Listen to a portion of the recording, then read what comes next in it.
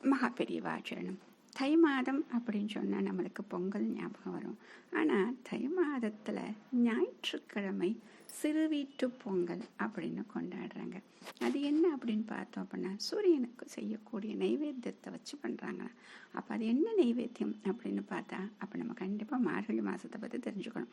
மார்கழியில் என்ன பண்ணுவோம் அப்படின்னா, வாசலில் கோலம் போடுறப்போ அதில் பூசணிப்பூ வைக்கிறாங்க இல்லையா. அதில் இருக்கக்கூடிய தேனை குடிக்கிறதுக்கு வண்டுகள் வட்டமிட்டுக்கிட்டே இருக்குமா. அதை வேடிக்கை பார்க்க குழந்தைகள் என்ன பண்ணுவாங்கன்னா, கோலத்தை சுற்றி உட்காந்துக்குவாங்களாம். அவங்க கையில் என்ன வச்சுருப்பாங்க அப்படின்னா, ஒரு பசும்பாலை கிண்ணத்தில் வச்சுருப்பாங்க.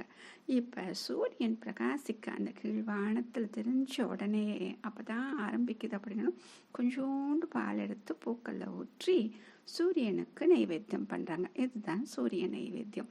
சரி, இப்போ என்ன பண்ணுறாங்க, மீதி பாலை குழந்தைங்களை சாப்பிட்ருவாங்க.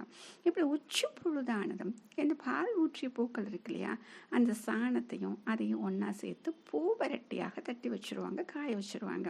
இப்போ மார்கழி 30 நாளும் தயாரான பூ வரட்டியை தை மாதத்தில் வரக்கூடிய சிறுவீட்டு பொங்கலுக்கு குழந்தைகள் பயன்படுத்துவாங்களாம். இதுதாங்க இந்த சிறுவீட்டு பொங்கலோட கதை. மகா பெரியவா சரணம்.